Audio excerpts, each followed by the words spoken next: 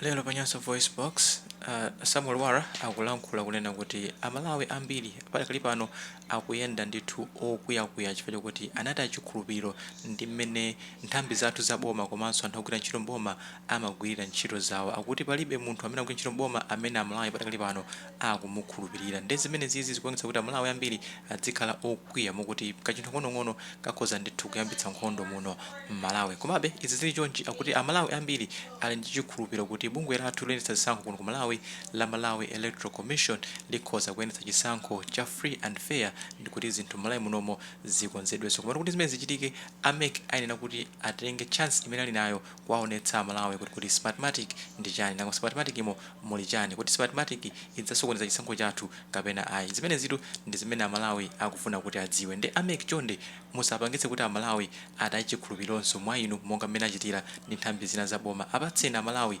audit imene akufuna. Kumene kotu ndikulankhula kwa Samuel Wara pano pa Nyasa Voice Box. Musanachoke mutiuze maganizo anu in the comment section below pompano pa Nyasa Voice Box. Yes, comrades. Maswera bwanji ena muli bwanji kapena mazuka bwanji. No, comrades, lero litu ndi lachinayi. Masiku weekend ili pafupi, mawa Friday. Koma mkati mona Malawi itapindulapo cha wiki imene iyi. Mavuto okhaokha. Mafuta galimoto sakupezeka. Zinthu zikukwera mitengo everyday. Amalawi tamangika. Kulira ndetalira nthawi yayitali. Aliyense panopa kulira.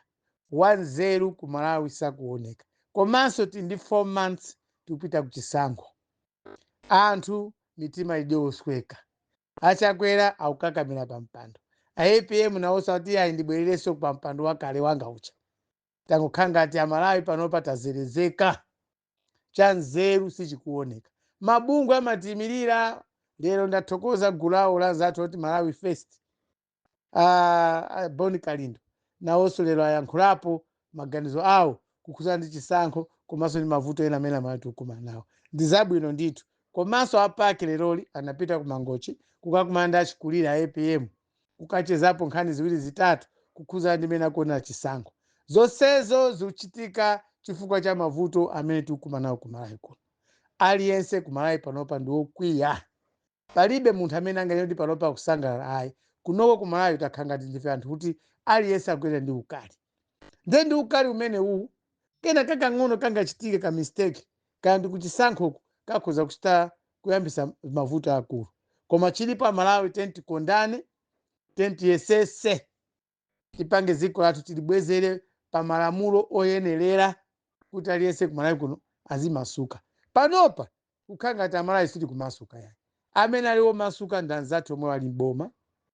Zomwe zawakupanga zopanda nzeruzo tiungosatirabe. Chifukwa tilibe mphamvu zina zoti tingapange anthu amene tachose mboma apart from kuvota.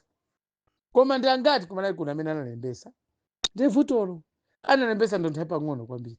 Komanso system yake ndisidwe kachisankho. Tikumva anthu akudandaula apo ndi apo. Aliyense akudandaula.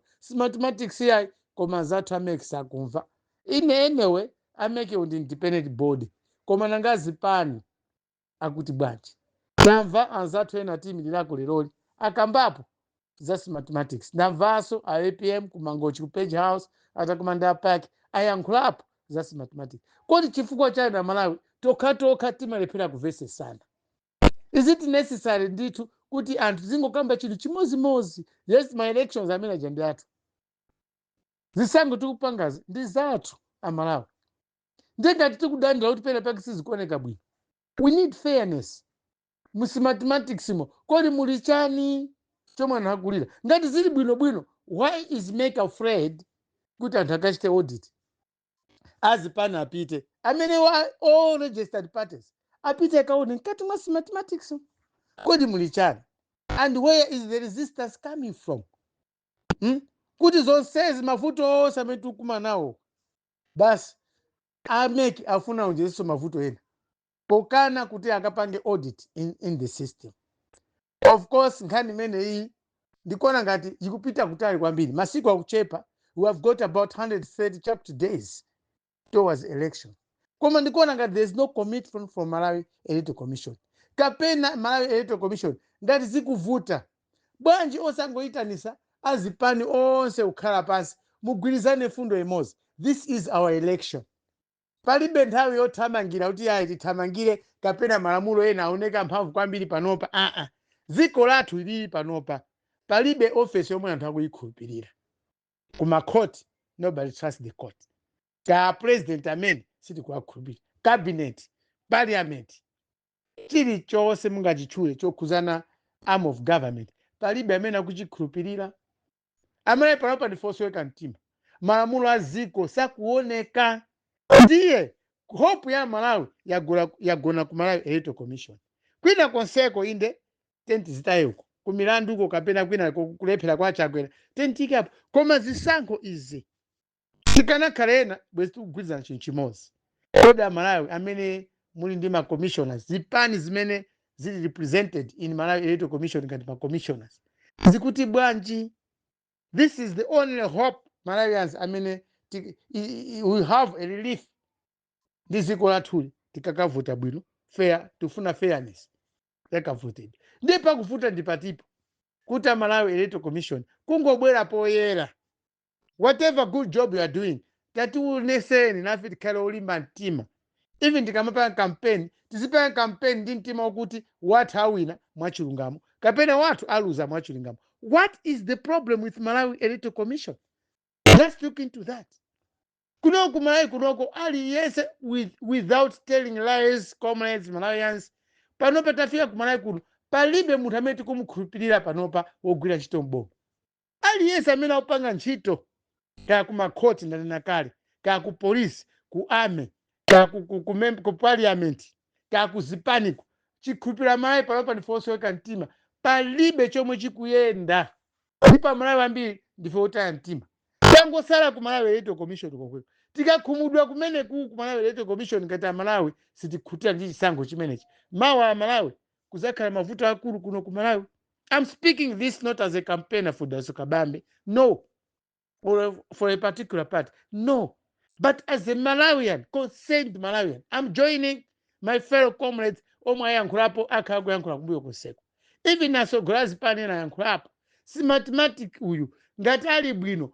Prove to us, Malawi Electoral Commission, how good is it? Is it not going to affect our elections by 16 September? Sho panopa Malawi tafinyika mphamvu tilibe tu. Because panopa sili kudana ndi Chakwera, kodi kudana ndi Malawi Electoral Commission. Vena kupanga ngati system ya systematic ya systematic ili bwino. Prove to Malawians to give so that Malawians we should have confidence in our elections by 16 September. Because publicity eso enieni si kuveka bwinobwino ya Malawi Electoral Commission. Anthu ambiri sakuziwa chenicheni kuti kodi mathematics ndi chani. Sizikulongosoka bwinobwino ayi. Aliyense akapita kukadandaula kumeki kapita kadandaula pa social media, masala ake sakuveka bwinobwino. And yet MEC is giving us updates about kuti ma program awo kumeki palibe pene pa kusokonezeka. Pamene Malawi ife nawo didakali nayo. So what makes Malawi Electoral Commission not to be very transparent kwa anthu omwe atazaponye vote? Because without votes, without people voting, that means Malawi Electoral Commission si kana khapa. So Malawi Electoral Commission is a vehicle that takes us to another government. Is a vehicle that takes us to change leadership of the country. Ngati leadership ya ziko sikuenda bwino, Malawi Electoral Commission amalithandiza kuti tisankhe munthu wabwino ayendese zinthu muziko muno. Kodi panopa ku Malawi kuno Malawi Electoral Commission sakuziwa kuti Malawi ambiri tindi nkhawa. Tayankhula nthawi yayitali. When it was 2000 days takati kuyankhula. When it was 7 months ago anthu akakudandwa ndi mathematics. Kodi transparency ili pati. Chimene Malawi Electoral Commission akukulira mtima ndi chani? Because chinthu chabwino sichima mwina sanga chigende myala. Koma papa Malawi Electoral Commission kangati ndi mavuto tukumana wa Chakwerawa IMCP awawa amene akuti vutira pano ndi mene malamulo aziko athu akhwepera panopa. The only thing we think is anthu olephera wali mboma maybe ndi amene akulakwisa ku Malawi Electoral Commission. Sure, they have got the powers of leadership of this country. So comrades Malawians, I'm joining every one of you. Pankani ya ku Malawi Electoral Commission. chonde amalawi tafinyika konsekonse palibe popumira kumene tifuna tipumire ndi komwe ku Malawi Electoral Commission. So ngati ku Malawi Electoral Commission kukhala ngati kuli resistance ngakhale inde sitimaziwa sitonse amalawi tinapita ku sukulu koma tikufuna tione ndithu kodi msystem zilimoti zinthu zoyenerera zoti tizavota bwino sizaberedwa sizalira wina azawina inde azalumbiritsidwa koma mavuto athu tili nawo pano awawa akawina munthu wolakwika chifukwa cha chinyengo kumalawi kuno kuzabuka mavuto akulu chapanopa tili mavuto kale kukuda panopa ena chakudya alibe kukuda panopa ena akuyenda pansi mafuta gamoto kulibe achakwera sakupanga china chilichonse ngati mtsogoleri wa dziko kodi achakwera iwowo zakumeki bwanji sakuyankhulaponso ndipite pakudabwisapo IMCP they support the system kodi IMCP anakaonamo msimathematikimo. So this is just a simple thing. We don't need to fight over it. Malawi Electoral Commission, as panonse amene muli represented kumeke as commission, mnati mama commission sana. Please help this country. Help us. We need something. We need something. Tiziwe chinchiwe chili mmene momo musi mathematics. Ndi chani? Because the sankos zoti zizatipasa hope yaikulu. Anthu apanga campaign spending a lot of money, doing a lot of sacrifice to change things. Koma Malawi Electoral Commission is resisting. Zodabwisa. The ruling party is just quiet. Siupanga push what people want. Koma akufuna soma vote from other people kuti avote. Vote yabwino imakhala kuti choendesa vote icho tichione. Kodi mkati muli chani? Muli za chinyengo.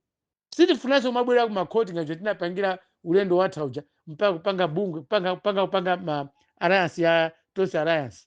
We don't want those things. Ndima mistake kuti chisankho chili chonse tizipita ku court to challenge kuti wina waba. Timaononga ndalama zambiri za misonkho ku Malawi kuno. Tinaononga ndalama zambiri kwa basi. Chaijai aya TPP anabera chisankho.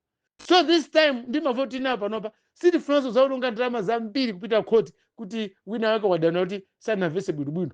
There panopa we have got more days to go. More months to go. Please make aliyense kumalawi tentizuke what is there. Kodi this boat, this vehicle yomwe ita tipangise kuti tikavote msongozi amene tikufuna. Muli bwino, mulibe mabowo, zilowesa mazi. Sikoma comrades, good evening everyone. Thank you.